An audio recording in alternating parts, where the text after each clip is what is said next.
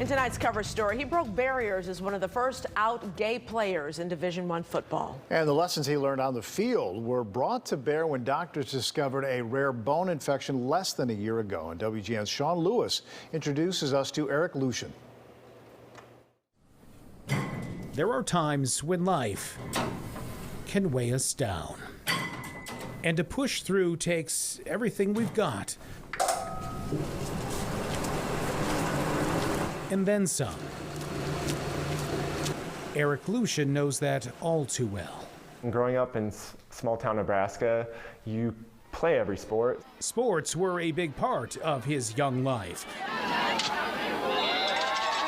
So much so that his time as a star place kicker on his small town high school football team won him a place in one of the most storied college football programs in history. Field goal is up and good. When you can kick a 73-yard field goal in high school, you're going to get recruited in college. So my experience at Nebraska was very unique.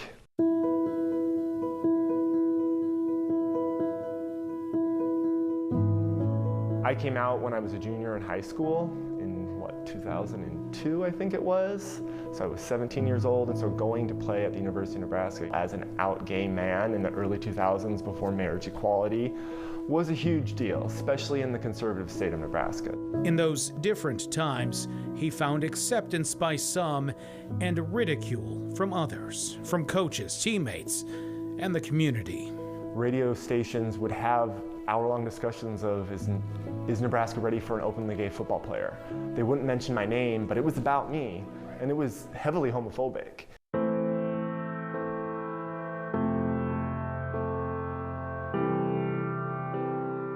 By being myself, I ended up earning the love and acceptance and respect from my teammates and my coaches.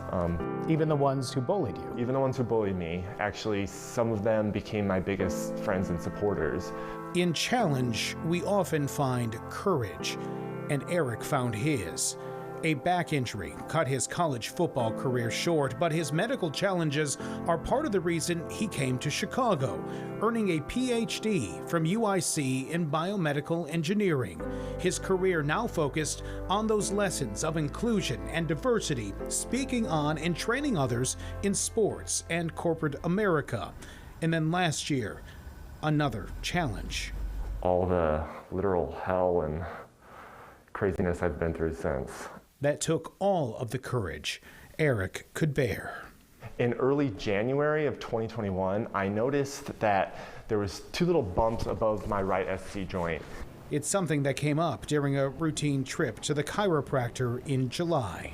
So Eric first came in actually for low back pain and happened to mention in our first appointment that he had this mass or swelling on his chest that he wanted me to take a look at. The swelling was on Eric's SC joint. SC joint stands for the sternoclavicular joint. It's right in the center of the chest where the collarbone or the clavicle and the breastbone or the sternum meet and join together and help with shoulder movement. See two here, another one here. And just looking at the images, she knew it was serious. I got a call from the radiologist about 24 hours later after his MRI. And he said that this is osteomyelitis. Osteomyelitis is a rare bone infection. It's ultra rare for it to be in the SC joint. I am scheduled to undergo a major surgery this Friday. I was close to dying. Eric began documenting his medical journey online, posting updates and asking for help. When you face a serious medical issue when you're a gig worker and self-employed, it's completely devastating. I still have well over $100,000 worth of just medical bills that I'm trying to figure out ways to pay right now. One big time in my life, I have to put my Leo pride aside and ask for help. And that's why that first video I shot before surgery was a very humbling and emotional experience, because I was also asking for help. And now, 7 months since that diagnosis and that serious surgery that removed several bones, recovery continues, as do the challenges weighing on him. There's always those underlying fears, those constant fears in the back of my mind.